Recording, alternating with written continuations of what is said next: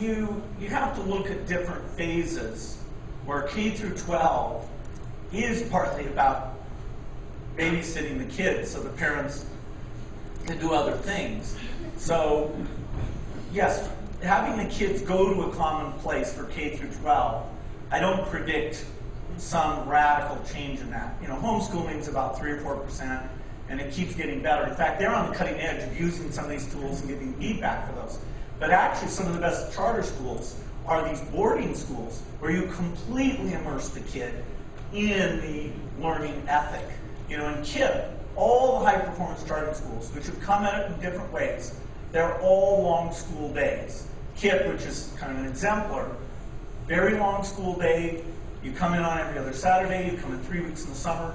You create a full immersion environment. So if you want to take inner city, 5th grade kids and get them to think, hey, learning is what I'm about, it's fun, I do that with other kids, you need to have at least 80% of their waking hours, you know, devoted to your thing, or else you lose. And so these charter schools do that. And so that's very different than saying, okay, for college courses, if all of you want to learn about, you know, global warming, go to Teach 12. There's a 6-hour course, that's the shortest they have, that really goes through the basic science and how it works and what's been known in a very effective way.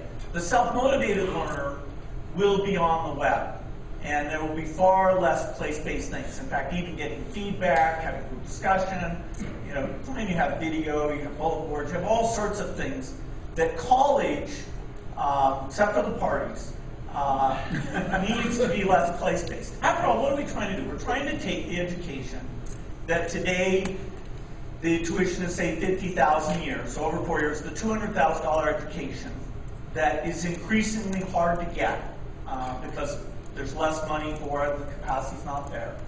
And we're trying to provide it to every kid who wants it. And only technology can bring that down, you know, not just to 20,000, but to 2,000. So yes, place-based activity in that college thing will be, you know, 5 times less important than it is today. When you take K through 9, I don't see a change. In fact, the way we do the hybrid of bringing technology into that learning environment, so half the class is, you know, doing Khan Academy and half the class is doing a discussion group, we're funding a lot of those hybrid learning models. We're funding a lot of people to try that. Now, the room for innovation, thank God for charters. There's no room for innovation in the standard system.